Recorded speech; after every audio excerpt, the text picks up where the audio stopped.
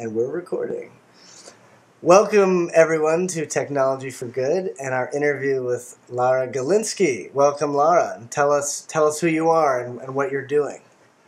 Thank you for having me. My name is Lara Galinsky. I'm the Senior Vice President of a nonprofit organization in New York City called Echoing Green. And essentially, Echoing Green, we're angel investors in social change. We have an annual business plan competition where we seed fund promising social entrepreneurs from all around the world. We were started by a private equity firm nearly 25 years ago, and over the last 25 years, we have invested in about 500 individuals who have launched social change organizations like Teach for America and City Year in 42 countries. Amazing. And you guys have also, through the 25 years history, you've used technology for good and are continuing to spread the stories of who you funded and everything you've done. So everyone must go visit Echoing Green online and see and feel these amazing stories and what they're doing. First question for you is, you are a prime example. Could you give us another example, either of someone you've funded or someone you're seeing appear in the marketplace who's doing some good stuff?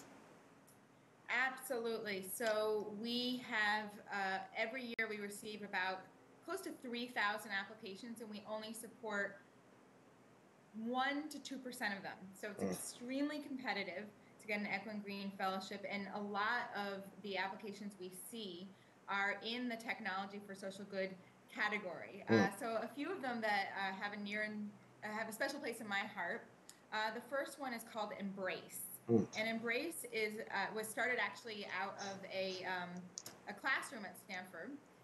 It is the challenge the professor gave the students was to create a baby incubator, a low-cost baby incubator. And in fact, Jane Chen and Rahul Panakar did just that. She was a business school student. He was an engineering PhD student. And they were able to create a low-cost, between $20 and $40 baby incubator that could regulate a newborn baby's temperature right at birth for the clinics and in-home use in the developing world, where if baby incubators are actually cost close to $20,000.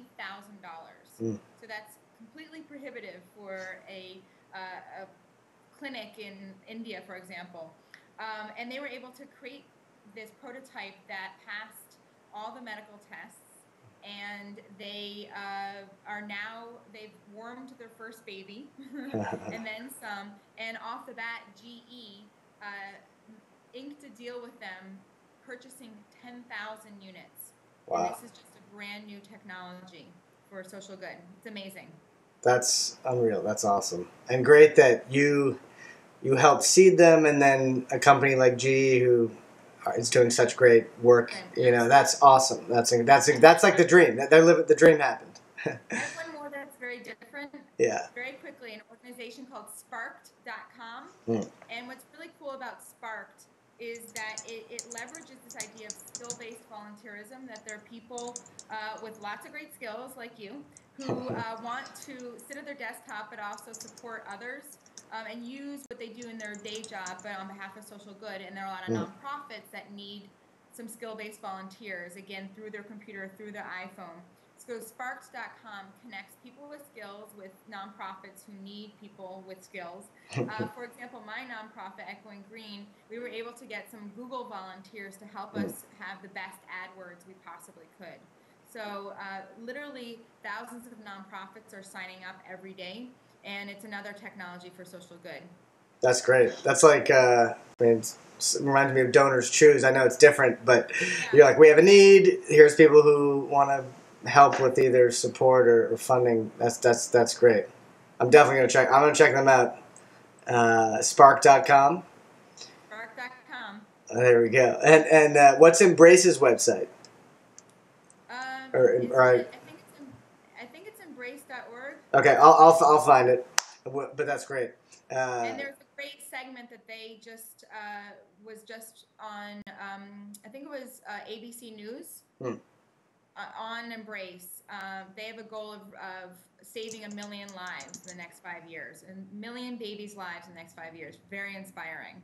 That's great. Well, I'll check that out. I'll find that clip and put it on as well, so people can see more about them.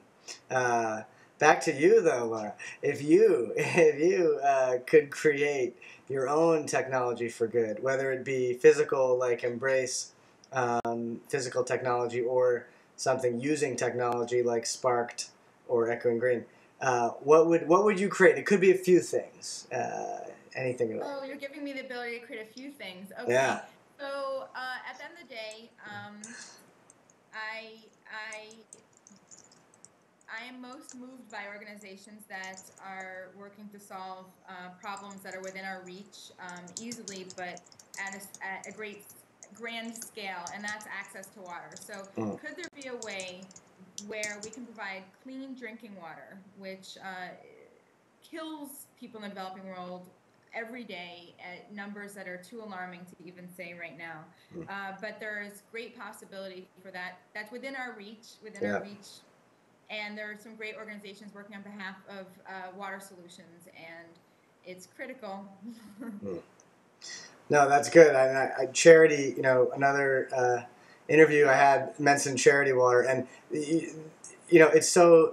We spoke about that. It's such an elemental thing, and it's so immediate and universal. Yet, to your point, I love how you describe it. It's completely within our reach, but we need it at a grand scale, and we need people.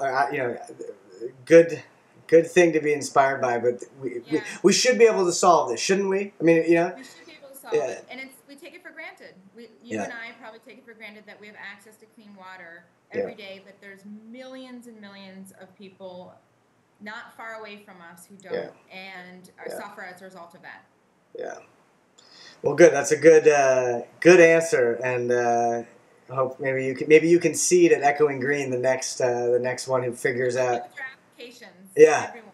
I know. Send water applications and other applications to Lara. So last, is there another company, another organization or company or someone who's using technology for good who you think I should either talk to a person a physical person or just a website to check out that we should look at? Sure. I never hesitate at the opportunity to promote another Echoing Green Fellow. So we funded a woman who's a 2010 MIT undergraduate, who is in Tanzania right now, who started an organization called Mobile Cycle Solutions. Ooh. And it's essentially a business on a bike. People in the developing world, a lot of them have bikes, not cars, and you can create energy through pedaling, the pedal power. So she has created these little add-ons to existing bikes. Where you don't have to take apart the bike. It's not that complex.